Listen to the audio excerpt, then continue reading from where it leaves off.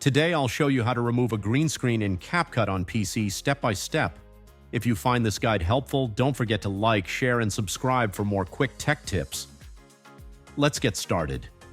First, open CapCut and create a new project or open an existing one. Next, go to the top left corner, click on Import, and select the video with the green screen that you want to edit.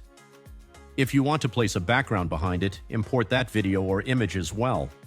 Now add the background video or image to the main timeline. Simply drag and drop it here.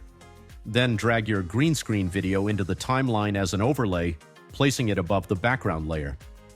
As you can see, your green screen video is now on top of the background. Let's remove that green screen. Select the green screen video in the timeline and look to the top right section of the screen. Make sure you're under the Video tab. Scroll down to find the Cutout section and enable Chroma key. Now use the Color Picker tool to select the green color from your video. You'll notice the green background starts to disappear.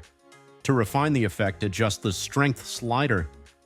Drag it to the right until the background is fully removed. Be careful.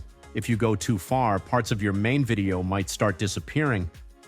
Find the balance that works best for your clip. Play back your video to ensure everything looks good. If needed, tweak the strength and adjustments until you're happy with the result. And that's it. Your green screen is gone. And that's how you remove a green screen in CapCut on PC.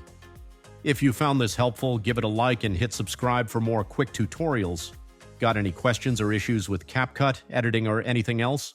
Drop them in the comments and I might cover them in the next video. Thanks for watching.